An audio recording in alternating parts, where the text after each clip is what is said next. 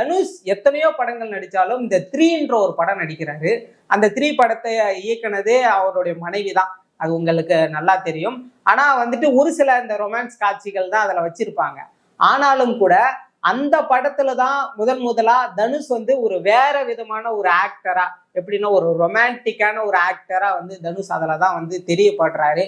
என்னப்பா இப்படிலாம் ஒரு ஆக்டர் பண்ணலாமா, ஒரு மனைவி வந்து டைரக்டரா இருக்காங்க, அவங்களுக்கு முன்னாடி இப்படி இருக்காரு அப்படின்னு இருக்கும்போது, அந்த படம் முடிஞ்சதுக்கு அப்புறம் தனுஷும் ஸ்ருதிஹாசனும் டேட்டிங் பண்ணதாகவும், தொடர்ந்து தனுஷ் வந்து வீட்டுக்கே போகாம இருந்ததுக்காகவும், அதுதான் வந்து அவங்களுடைய அந்த டிவோர்ஸ்க்கே ஃபர்ஸ்ட் ஒரு புள்ளியா இருந்தது இந்த 3 படம் தான் அப்படின்னு எல்லாரும் பேசப்பட்டது. தனுஷ் டிவோர்ஸ் ஆனதுக்கு அப்புறம் ஐஸ்வர்யா ரஜினிகாந்தே ஒரு சிலர்கிட்ட சொல்லியிருக்காங்களாம், நான் ஏன் தான் இந்த 3 படம் எடுத்தேன்னு தெரியல, அந்த படம் எடுக்கலைன்னா என் வாழ்க்கை நார்மலா இருந்திருக்கும் அப்படின்னு சொல்லப்பட்டதா ஒரு தகவல் இருக்கு. அது உண்மையா பொய்யான்னு நமக்கு தெரியல.